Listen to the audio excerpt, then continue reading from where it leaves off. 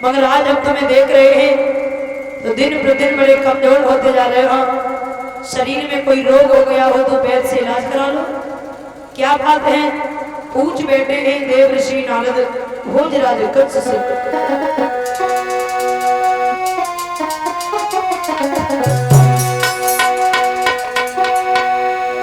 कि हे कंसीराज दिन दिन तेरी और क्यों दशा बदलती जाती, और दिन है बसंत के खिलने के पर कली सिकुड़ती जाती है।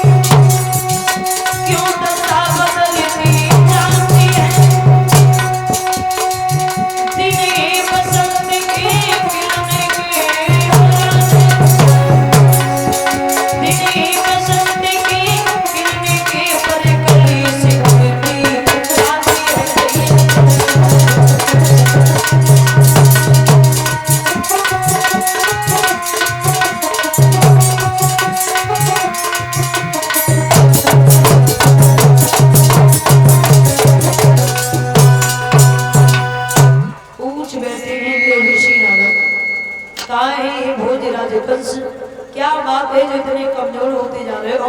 कि कंस राज दिन दिन तेरी क्यों दशा बदलती जाती है, तेरे ही बसंत के खेलने के पर कली सिकुड़ती।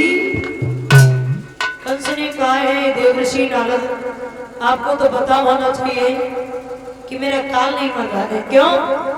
अकासुर बकासुर पूतना जैसे इत्यादि राक्षसों को मैंने भेजा, लेकिन किसी ने आकर के मुझे ये नहीं बताया कन्हैया काला है कि गोरा है कि छोटा है कि मोटा है।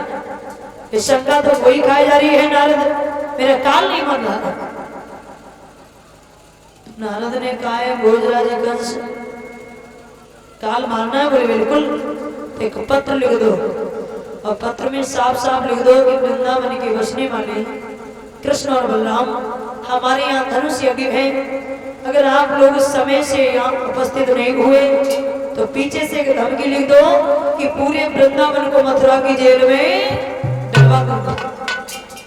कंस ने सुना, जवाब दिया कि आप सुंदर सी तुमने बुद्धि लगाई थी ऋषि नारद, और ये उपाय पहले अगर बता दिया होता तो मेरा काल कब का मर गया होता। आदेश कर दिया। पत्र लिखवाने के बाद ये पत्र अक्रूर जी के हाथ में दिया। अक्रूर से कहा है, अक्रूर पत्र ले जाओ, जाकर के वृंदावन में भगवान कन्हैया के हाथों में दे आना। अक्रूर ने पहले मना किया, जवाब दिया देखो वो मासूम सा क्या कहना है, क्या बिगाड़ा है तुम्हारा उसने, क्यों दुख दे रहे हो? कंस ने कहा है अक्रूर, तुम यहाँ के कोई राजा नहीं बल्कि यहाँ के एक नौकर हो जो हमारी नौकरी कर रहे। राजा का आदेश है ये पत्र को ले जाओ और जाकर के कन्हैया के हाथ में लिखे। अक्रूर जी बड़े ही लाचार हुए हैं, निराश होकर के ये पत्र तो ले गए।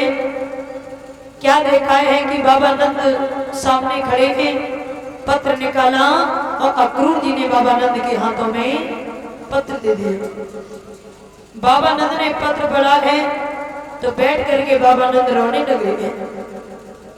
उधर से यशोदा भागती हुई आई, अरे बाबा क्या बात है, क्यों रुदन कर रहे हो?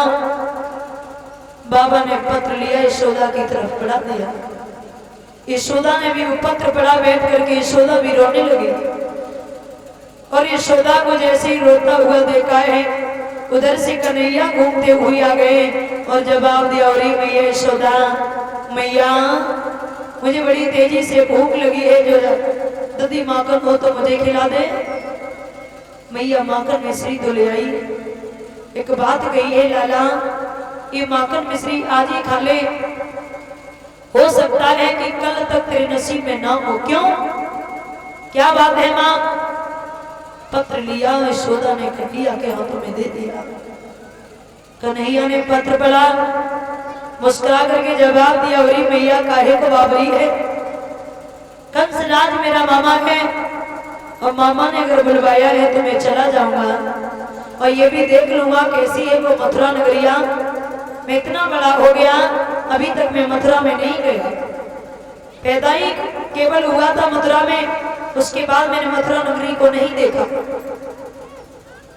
यशोदा ने कहा से हम क्या कह रहे हैं? बोले हाँ, रात भर बसेरा किया है क्रूर जी ने, सवेरा हुआ तो आज बाबा नंद और उनके साथ में अक्रूर जी, भगवान कन्हैया, बड़े भैया बलराम, ये सभी लोग जिस समय रथ पर सवार हुए हैं, आगे बढ़ने के लिए जैसे ही उद्यत हुए हैं, श्री यशोदा बीच में आ गई और कार्य श्याम जा रहे हो। बोले हाँ, कब आना होगा मुरलीधर?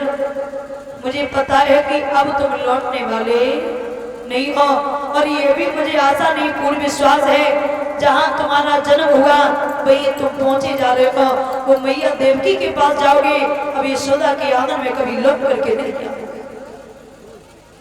कन्हैया को जाता हुआ देखा तो यशोदा रोने लगी, ऐसा ही नहीं कि चले हैं मथुरा को भगवान और देख के यशोदा भई